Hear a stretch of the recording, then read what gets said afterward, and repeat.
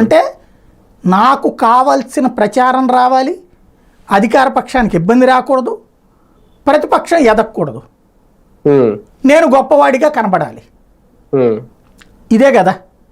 కానీ ఒకటి సార్ ఇక్కడ ఇంకో పాయింట్ కూడా ఆలోచించుకుంటే ఆ సెలెక్టివ్ రెస్పాన్స్ అనేది టీడీపీలోని మిగిలిన మంత్రులు కూడా ఎక్కడ కనిపించట్లేదు కదా.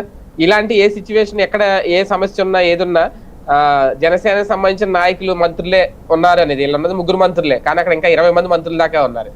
మొదట్లో అనిత గారు కాస్తంత కనిపించారు కానీ హడావుడి హోంమంత్రిగా, తర్వాత ఆమె కూడా పెద్దగా ఎక్కడ ఇప్పుడు అంతగా అగ్రెసివ్ గా వెళ్ళట్లేదు, మరి ఎందుకు ఆగారో తెలియదు. కానీ ఆ క్రెడిట్ అంతా జనసేనకు భవిష్యత్తులో కంప్లీట్ గా పవన్ కళ్యాణ్ గారికి వెళ్ళిపోద్దా, అది ఒక రకంగా టీడీపీకి థ్రెట్టేనా? అంటే బేసిక్గా ఒకటి, పవన్ కళ్యాణ్ ఏంటంటే మంచి జరుగుతున్నదంతా తన వల్లన అని చెప్పుకునే ప్రయత్నం చేస్తున్నాడు.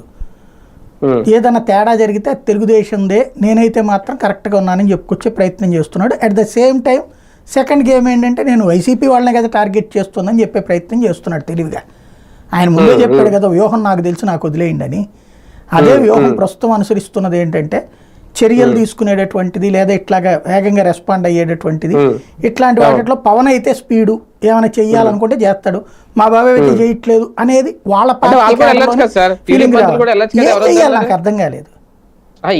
ఇది డ్రమటైజ్ కాకపోతే డ్రమటైజేషన్. ఇప్పుడు టీడీపీ వాళ్ళు ఎక్కడికి వెళ్ళాలా? ఇప్పుడు అదే హోంమంత్రి అంతా పరామర్శించింది ఆయన ఫోన్ చేసి, ఈయన పవన్ వస్తున్నాడు కాబట్టి.